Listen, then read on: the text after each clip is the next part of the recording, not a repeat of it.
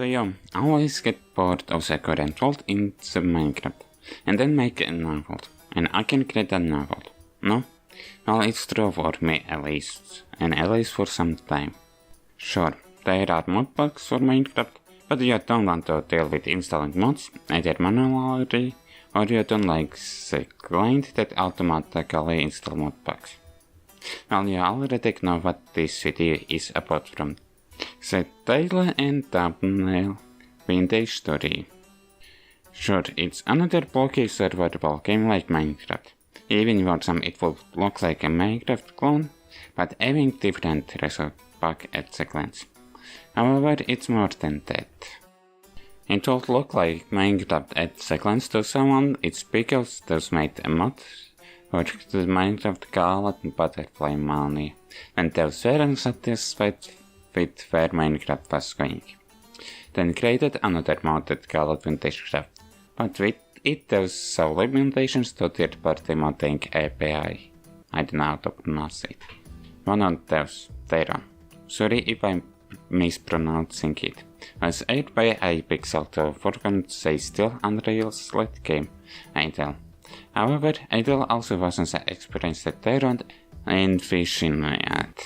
Okay, I don't know how to pronounce it. After faking iPixel, Theron started working on a new game engine and then started making Vintage Story.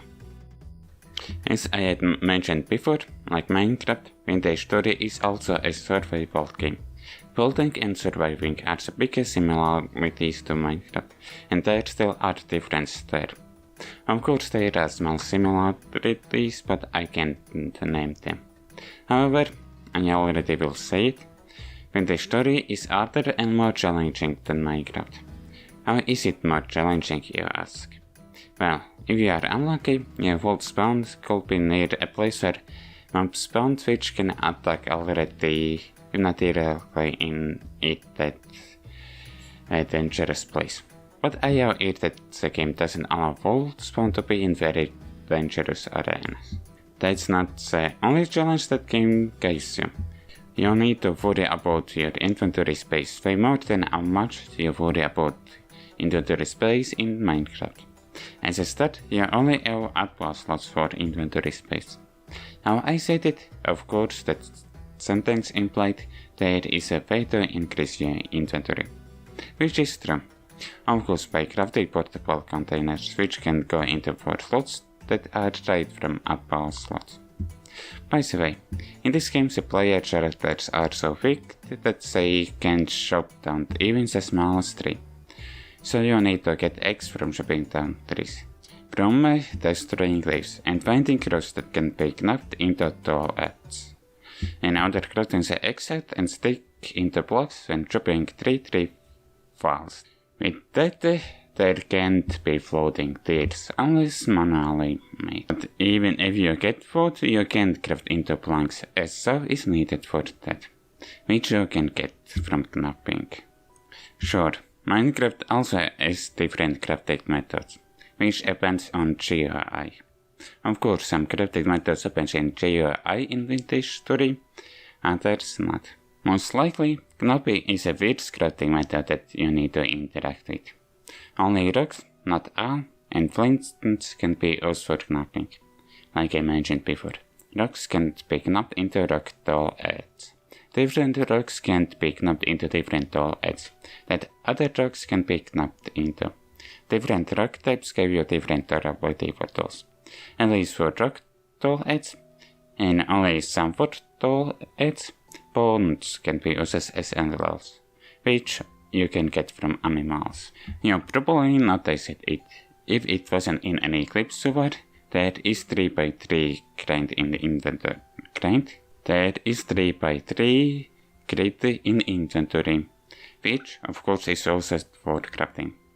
However, on Vintage Story's website, in the roadmap section, it says that at some point it will be replaced by different crafting method or different crafting methods.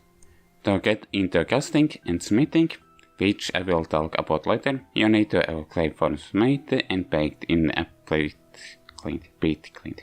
Either clay or block clay can be used to form clay, but both clays can't be mixed in clay form. Of course, there are some different clay forms for different clays.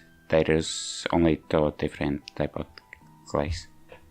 Under having big tool at the mold, probably big set and hammerhead is mold is fine. Only how you can get your first metal you ask, or something like that. Well, either you need to find copper nuggets on the surface or panic. And then you think you have found enough, then you can smelt in the crucible, I can pronounce it, which is also from a clay form. Using charcoal as a full source. Now that you got pickaxe, you can return where you found copper nuggets. You can use pickaxe to mine the rocks until you find shallow copper veins, and fork to get copper anvil, for which anvil mold is necessary. Of course, anvil mold is from clay forming. When anvil is cold like other copper stuff from molds, you can place it where you want, unlike other copper at least tools. By placing other copper ingots on the anvil and using hammer, you can get different stuff that what clay molds allow. Best to cook is using a cooking pot and mixing different ingredients and using a bowl to get food out of the pot. To fill the anchor bar much faster. You shouldn't be eating only one food time, because the generator into screen shows different nutrients for different food groups. These last 2 crafting methods I haven't done.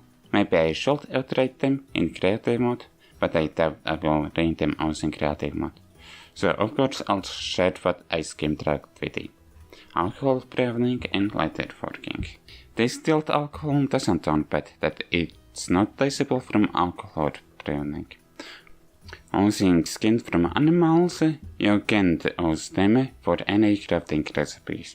To use skin at least for armor or clothing, or both, you need a ladder for animals' skin, which is by basket, sealing basket with water or some kind of water mixed with something else.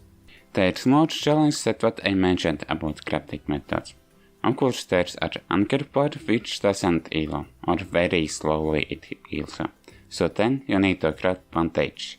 If you want to heal faster, but it's hard to find the ingredients for bandage. Not only there are fantasy creatures that can attack you, but also wildlife which either are aggro on you, or wildlife is passive until you attack them. I only ever encountered one fantasy creature when I have played, which have multiple variations called Rifters. They attack on sight, and if you are away, they throw rocks, which you can also do. Then it's difficult to pillar up where you can reach them, but they can't reach them, so it is impossible to do that pillaring up. Other fantasy creatures that I have heard are lotus, which are spider-like creatures that live in caves. I haven't and won't be seeing them anytime soon, if ever. There's one game mechanics which might be or will be connected to lower scala temporal stability. As you can see on top of the up part, there is gate which is scala temporal gate, of course. When it's full, you are more or less safe, but still drifters can spawn in dark arenas or when rift activity is more than calm. Rifts are distortions in space, or simple time portals, which spawn randomly in the world, in random times and random places. In the shaded info screen, you can see what kind of rift activity is in the area. I'm not sure if fuck, I've lost where script is. At the moment, I am not sure if rifts work like portals which teleport you to different dimensions, but I know that drifters spawn more often from rifts, and trying to enter your temporal gate goes empty or fills out or empties out, and either you or the vault is in different state. Right now, the drifters spawn everywhere. Not only rifts can empty your temporal gate, but some specific arenas empties your gate in different time spawns, and there are temporal storms. In temporal storms, even when you temporal gate full, as temporal storm makes drifters spawn everywhere and it empties your gate. There are different classes for player's character. When you create a new vault, even a creative one, you need to create your character, which includes awake logs and what class you are.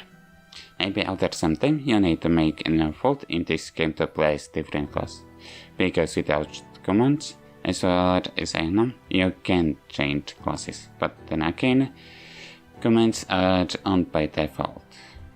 Because I'm noob at this game and wanted to share this game, I didn't explain it fully. At the time of writing script, the game is in early access.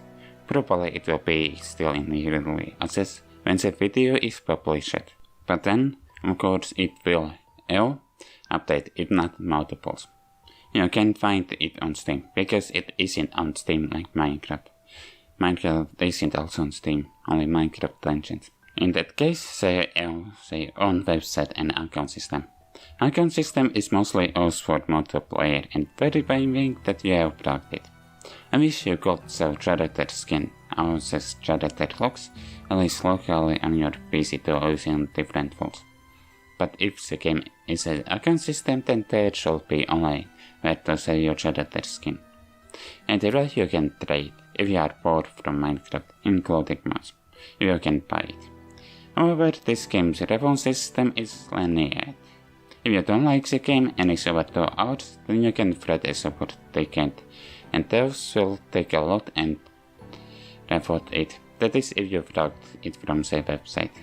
Website link will be in the description, if YouTube allows it. I hope you enjoyed this video. If you did, leave a like, subscribe and comment if you will check it out or you already have it. And with that, I'll end this video here. See you next.